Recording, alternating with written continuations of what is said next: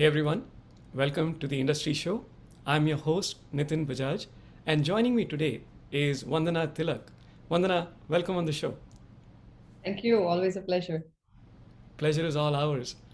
So let's start with who is Vandana? That's a funny question. But it actually takes me right back to what Deepak Chopra says, in every session that he has taught and anywhere he speaks, he asks, always ask, who am I? And when you strip away all the what do you do and who you are and what your titles are and your name, the question still remains, who am I? And I think Vandana is an adventurer, free spirit, and I have tried to maintain that as much as possible. But I think life is beautiful and it's meaningful in the service of others. So whatever it takes. As always, very humble, very down to earth, very unassuming, and always giving. Love that. Let's talk about Jupiter 360. Tell us what it is, how you got started, and the why. Sure. I think Jupiter 360 was born on Akshay Tritiya on May 14th this year.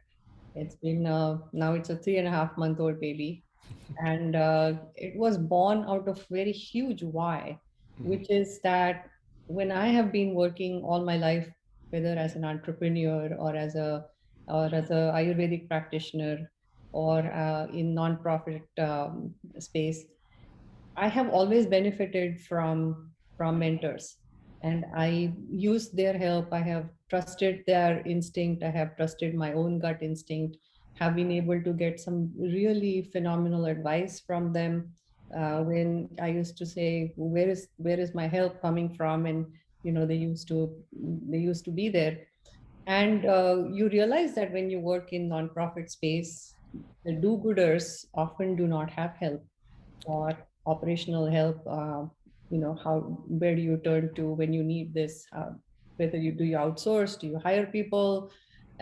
Who can you ask in a protected space and ask the most vulnerable questions and get answers that are productive and give you a straight line answer to the solution. So the Jupiter 360, Jupiter is, of course, Guru or the planet Guru, and it stands for expansion, it stands for growth. And 360, of course, is your 360 view of any organization to make sure that we touch upon points that the nonprofit may have missed. So that's where it comes from. The mission, of course, is to help them, and when we thrive only when everyone else does. It's an old Ubuntu saying. Right. That's how Jupiter was born. Tell us about, you kind of gave us a glimpse of this, but define your ideal customer and also, the impact and the geographies or even within the nonprofit world, if you're helping certain specific streams. Sure.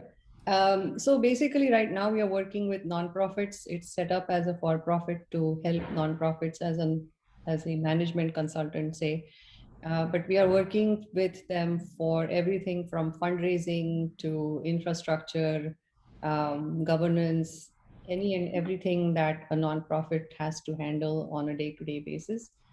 The biggest challenge has always been fundraising for nonprofits. They have often enough, they don't know where the revenues are coming from for the additional costs that are involved for their programs.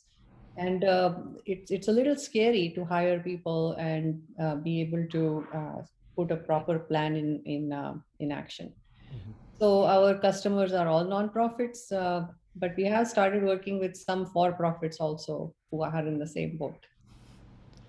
I can think of no one better than you to be able to provide that guidance, but also that, for lack of a better term, the infrastructure, right, where you can get it all done in a true 360 fashion, right? Because you've been there, done that, you've scaled organizations, nonprofits, you know the right people in the business and the industry. So, really excited that you're doing this, and that you're able to help across the board, any and every nonprofit, and of course for profits also.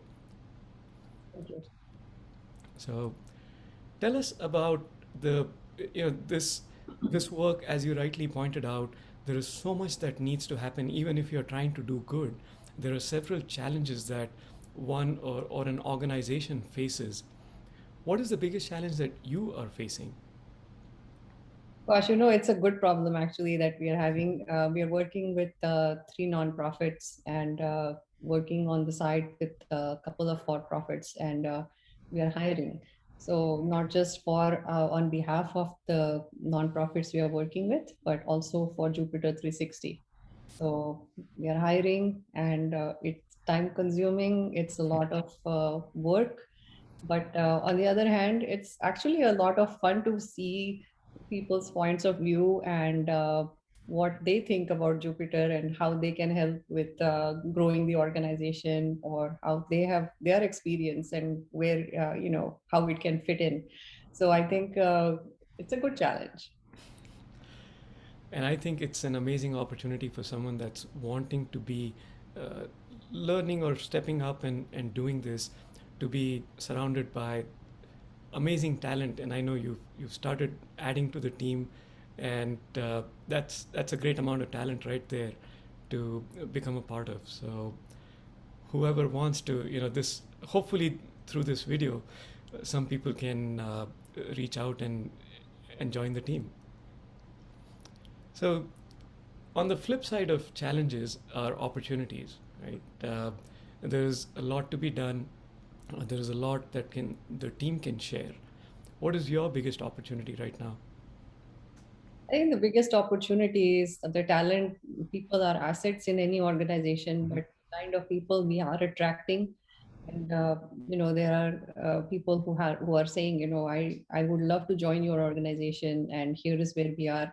But I say, hey, listen, we are just a baby. We are 3.5 months old. I would love to have you join. I know you're good at these things, and I will engage your work. So the opportunity is always in the kind of people who show up. I have never stopped saying this, that people show up, and it's if you think it's not a good fit, you really need to think again, and make sure that you get a full understanding of what that person is really offering you. So true. And I think this is very true also in the entrepreneurial and startup world, where you bring the right people on and then figure out what problems they can solve for you, right? Yeah, yeah, exactly. So when you look back in the rearview mirror and think about a success story, and I know you have several, but maybe one that you're really proud of, and also on the other side, maybe a lesson learned that you started to do something and didn't quite work out, but you took a lesson away from it. I think when you look at hindsight, it's always 2020, and I believe in that 100%. I think whatever you see, everybody always says this. In the end, whatever happened was for the good. Mhm. Uh, and when you are in the present and you are seeing all these things unfolding, and you feel like you are helpless, or it's not a solvable thing, you just say that I think 20 days from now it's just going to look perfect. So why worry about it right now? Oh, that's a lot of wisdom right there. I don't know if you've seen, if you've heard about this. There is a saint called Makkali Goshal, and this is aside from what you are asking, but and it actually goes completely against anybody who works hard. I was asked by somebody, where do you find all this energy that you work for? And I said, I think there is a day laborer hidden in me somewhere, because if I don't work today, I'm not going to eat tomorrow. That that sometimes becomes something that actually runs me. But Makkali Ghoshal was a saint, and his only teaching was do nothing, and completely goes against everything. But when you look at the deeper sense of what he said, it's basically that you between the time you were born and the time your last breath, life is all just activity. It's activity, and some activity makes you happy, some makes you sad, and all that. But you take part in that activity, but keep yourself out of the drama of things. So, so then when you look at everything, then challenges and opportunities blend into each other, and there is just you. So beautiful, so amazingly well said. And again, I think I'd heard the name the first time and the only time through you.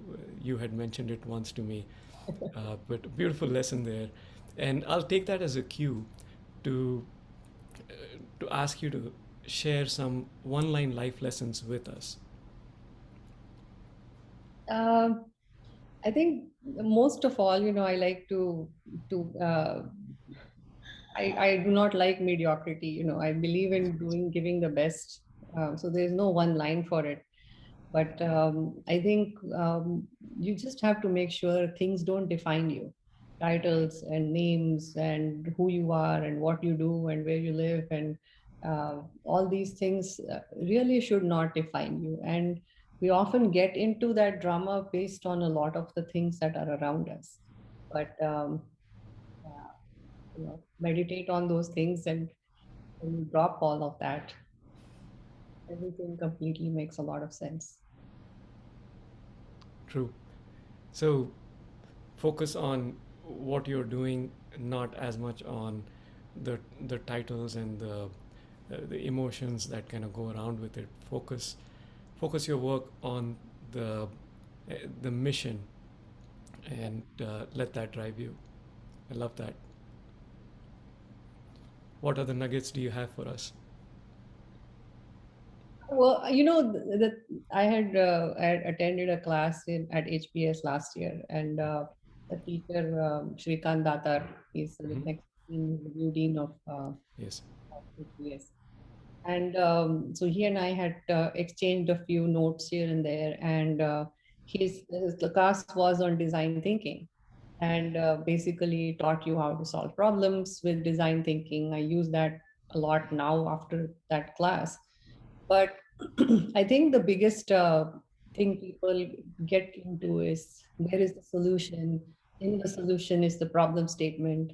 But I think going that way is great. But when you look at the time that you spend on what the problem is, what is that problem statement, the more time you spend on just clarifying the problem and establishing what's missing, who is missing, how you can repair that. Um, it actually that is the solution that unravels. True. So, and then when you look at it from a 360 point of view, you figure that some problems are solvable, some problems you just walk away from. True. You don't need to solve it, somebody else's job.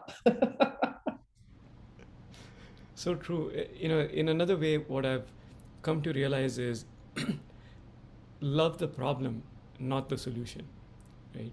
There you Because go. there could be multiple solutions, or like you said, there may not be one, but you really need to spend the time in understanding and figuring out the problem.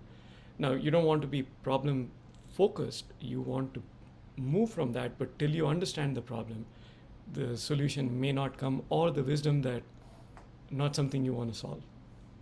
Exactly, exactly. And some problems are not yours to solve. You Yes. walk away. And there goes my do nothing philosophy. It sounds simple, right? But it takes a while to get there. And some people get there sooner than others, and some don't. Uh, but when you say it in the way you stated it, and with the experience that it comes with, I think that's a big takeaway for a lot of the people, and it can save a lot of time, energy, stress, and maybe some relationships. The one word that we often miss is the word restraint. Yes. It's about showing restraint in the face of whatever is coming, and saying that this is great. I can solve this and get this out of my way, or say no. I don't have to. It's the wiser decision many times. So true. I once read, can't remember where, but said something along the lines of, if you can count to 10, you can save some relationships. Yeah. So that goes back to, the restraint, right? If we can hold back, if we can do nothing, that can be very helpful. So any other one-liners or one words? I think you've even refined it further down to one words, which, coming from you, mean a lot. No, I appreciate the time that you have, spent with me. I would wish that times were different and you could meet your girls and socialize and all those things. But I think when you are an introvert by nature, you realize that the pandemic hasn't changed your world a whole lot. So you're still working in an office. You're deep inside your laptop's brains and um, figuring out the next challenge. But no, I love to work. I work hard. This it has been life has been good. So I find it a real joy to help people, and so working with nonprofits is phenomenal because everybody has just the best of intentions. True. They're working for somebody else, and it's often enough that it's like a family, right? So the kids are eating but the parents go hungry, so it's now time to help the parents. True.